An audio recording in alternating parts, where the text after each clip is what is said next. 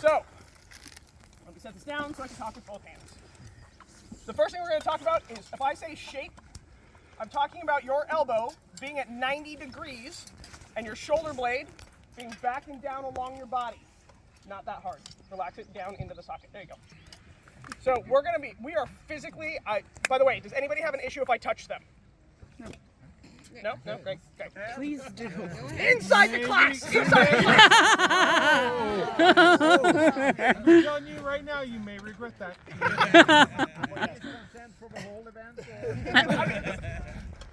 Listen, permission slips can be granted, okay? So when I'm talking about shape, I'm talking about that shoulder blade back and down along your rib cage, that shoulder capsule being nice and loose, and your arm being at 90 degrees. This 90 degrees here is key to almost everything. Poor Morales dealt with this at Penzic a ton. This is key to a lot of the mechanics we're about to talk about. Here's why. When your arm is past 90 degrees, you have made the decision about where your hand is going. You must recover to 90 degrees before you can change the direction of a shot. And if you do it out here, one, I guarantee it's going to come in flat. Your second shot's going to come in flat. Two, you have no mechanical way to make power unless you are a large dude. And three, it is hell on your elbow. Because now you are asking your arm at extension to twist. This is how we blow our shoulder, and we end up with a scar like this. Don't do it. I used to be freaky strong, now I'm just kind of strong. Yay. So, that's going to be the first one. I'm sorry I'm late.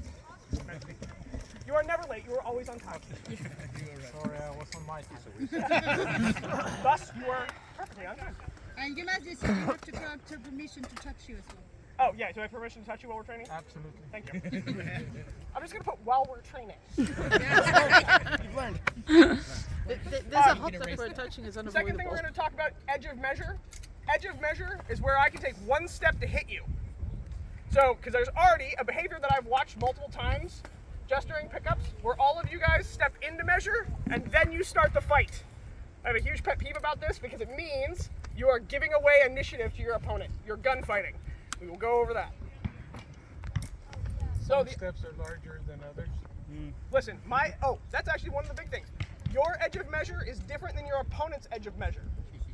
The better fighter you are, you must calculate both these things. Because I guarantee my short little shit self almost never has the bigger edge of measure. I don't know what to do when I have it. I have no idea. What do I do with this thing? But I must always calculate my edge of measure to produce a telling blow. I must calculate their edge of measure to make sure my ass doesn't die.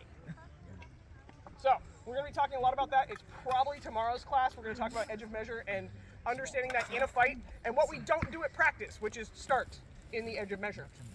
Because then we create a habit that shows up out here. The second thing we're going to talk about, or third thing we're going to talk about a lot, is stack. When I'm talking about stacking, I'm talking about keeping your rib cage neutral over your hips. We're going to be talking a lot about hip placement because there's a ton of fighters that either want to park on their hips and they sit here and they fight, or they duck butt. Okay? Both of these reduce your ability to move your hips across any plane and use frame weight transfer to generate power. Again, the bigger you are, the more you can get away with this. I don't care how big you are while I'm teaching, you don't get to get away with it. Because you will teach your students what you do. They will mimic it, especially our newer fighters. So thus, let's talk about good mechanics here and keeping our bodies stacked. If you wouldn't lift 150 pounds off the ground with your body, then you shouldn't be fighting that way either. Which, by the way, is a great litmus test. Go into your fighter stance, look down at a bar, and think about picking it up at your body weight, which would, for me, would be a lot more than 150 pounds. But, any questions so far? God, you guys are quiet. Good. We're going to work on this. We're mesmerized. I'm going to get you over that real quick. Ever tell Olivia about European teaching styles?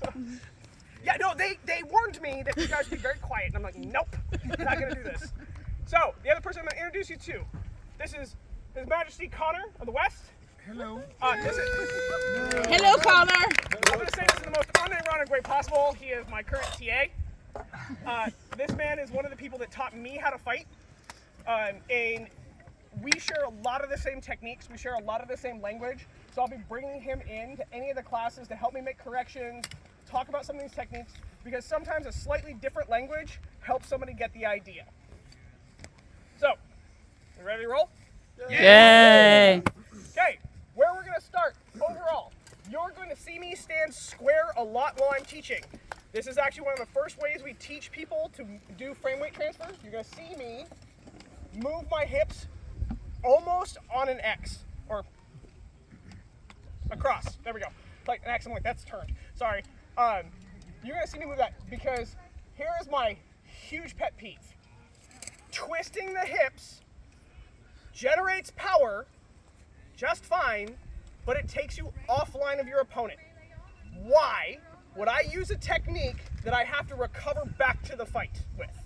Instead, you're going to see me move my hips towards where I want to deliver power and across the plane of power. Because I'm going to take all 190 pounds of myself and hit you with it. Twisting can generate the same thing. But again, I'm too small to be offline of the fight. So, very legitimate power generation. However, I'm not going to waste time in the fight because I want to hit you faster and harder than I can with this. Why do it? So I don't teach it. So, from there, now this is where it's going to turn hands-on real quick. Oh, did we get the rock? Uh-oh. Rock. I need about a 5-pound rock for this. To teach them. So, this is going to be the next 4 days of harping. I will interrupt classes to correct this one thing. The elbow always leads the hand. Otherwise, you are forcing your shot through your shoulder. So your elbow, and you'll see me all the time, I'm going to talk in class with my elbow in front of my hand, like this, all the time. This takes a little bit of work, by the way, because most people aren't flexible enough to do it. I'm going to teach you how to do the stretch. I have no fucking idea what 5 pounds is. This is perfect. 2.5 kilos. This right here is great. Okay, so this is actually a huge. Everybody stand up. Let's go. We're playing.